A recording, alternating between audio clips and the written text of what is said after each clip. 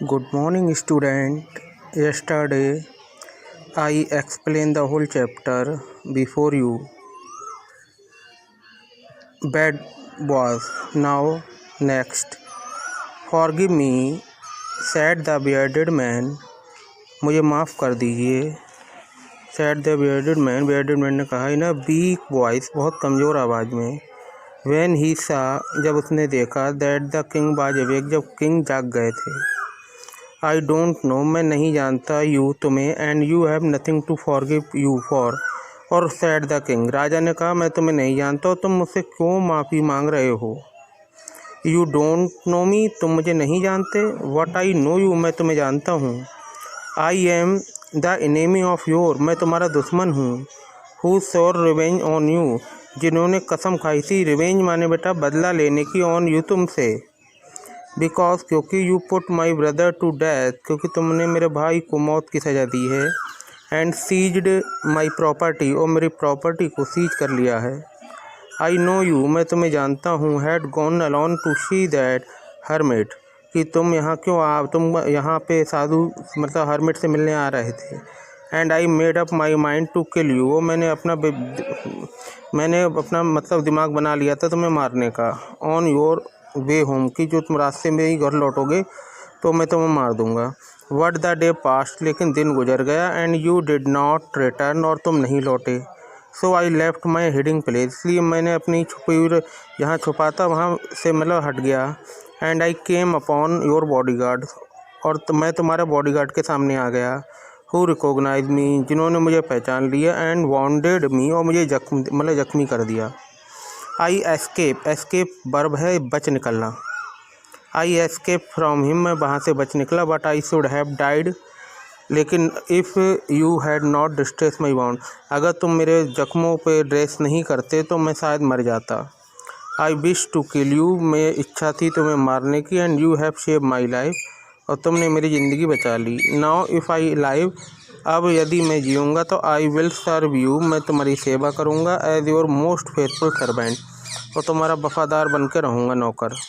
And will order my son to do same, और अपने बच्चों को भी यही मैं शिक्षा दूँगा. फॉरगिव मी, मुझे क्षमा कर दीजिए. I think you have no problem my student to explain this chapter. There are some meaning too hard. You can write in your copy. For just like seize, seize माने होता है टुक by force, किसी के बलपूर्वक कोई चीज़ छीनना, seize करना. फेथफुल माने loyal and true. Okay, now next. The king was very happy, राजा बहुत खुश हुए थे. To have made peace with his enemy so easily, कि उनका दुश्मन अब शांति से मतलब शांत है. And to have won him over as a friend, और एक दोस्त के रूप में बन गया दुश्मन. He not only forgive him, उन्होंने ना केवल उसे क्षमा करा, बट सैड, और बल्कि ये कहा he would send his servant, कि वो अपने नौकरों को भेजेंगे. एंड हिज ओन डॉक्टर, अपने खुद के डॉक्टर को भेजेंगे. टू लुक आफ्टर हिम, तुम्हारी देखभाल करने के लिए, उसकी देखभाल करने के लिए. एंड ही प्रॉमिस, और उन्होंने वादा करा. To give back the man his property, को उस आदमी को उसकी सारी प्रॉपर्टी लौटा दी जाएगी. लीविंग द बाउंडेड मैन, उस जख्मी आदमी को छोड़कर. द किंग वेंट अप, राजा गए ऑफ द हट, झोपड़ी में. And looked around for the hermit, और हर्मिट को देखने लगे चारों तरफ. बिफोर गोइंग अवे, जाने से पहले ही wished once more to get answer to his question, उन्होंने सोचा कि मैं अपने क्वेश्चनों का आंसर कैसे पता लगाऊं. The hermit was on his knee sowing seed in the bed, hermit जो बो रहे थे, बीज बो रहे थे. That had been dug the day before, जो उन्होंने एक दिन पहले खोदे थे जिस ज़मीन को. द किंग वेंट अप, राजा उनके पास गए. टू द हर्मिट, के पास गए. एंड सैड, और कहा. फॉर द लास्ट टाइम, पिछली बार. I beg you answer my question, मैंने अपने क्वेश्चनों का आंसर मांगा था. बाइस मैन, वो बुद्धिमान आदमी. You have already been answered, said the hermit, hermit ने कहा आपको आंसर मिल चुके हैं. Still bending down to the ground and looking up as the king stood before him, राजा के सामने मतलब वो राजा उनके सामने खड़े थे, उनकी तरफ झुक के उसने कहा आपको आपके आंसर मिल चुके हैं. How have I been answered, कैसे आंसर मुझे मिल चुके हैं. व्हाट डू यू मीन, तुम्हारा क्या मतलब है. Did you not see, replied the hermit, hermit ने उत्तर दिया, डू यू नॉट सी, क्या तुम नहीं देखते हो। If you had not pitied my weakness yesterday, अगर तुम मेरे कमज़ोरी पे दया नहीं खाते, पिटीड माने होता दया महसूस करना, मेरी कमज़ोरी पे अगर तुम्हें कल दया नहीं आती, and had not dug these bed for me, और तुम मेरे लिए ये नहीं खोदते ज़मीन, you would have gone away, तो तुम वहाँ से चले जाते, then that man would have attack you, तब जो आदमी, जो वाउंडेड मैन, जो तुम्हारे ऊपर अटैक का इंतजार कर रहा था, आक्रमण करता, and you would have wished you have stay with the me, तो आप मारे जाते और आप यहाँ नहीं ठहर पाते। So the most important time by, इसलिए सबसे मेन इम्पॉर्टेंट टाइम था, when you were digging the bed, जब आप ज़मीन खोद रहे थे, and I why the most important man, और मैं आपके लिए बहुत ही मेन आदमी था, एंड टू डू मी, और मेरे लिए good was your most important business, और मेरे एंड डू टू मी, और मेरे लिए जो काम तुम कर रहे थे वो तुम्हारे लिए बहुत इम्पॉर्टेंट बिजनेस था।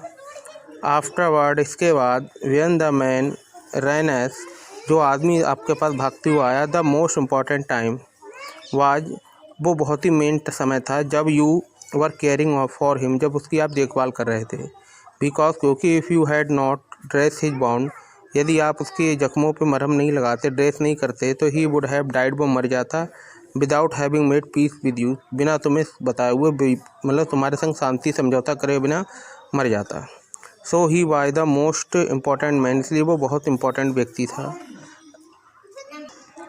And what you did for him, और जो तुमने उसके लिए करा, was your most important business, वो तुम्हारे लिए बहुत मेन काम था।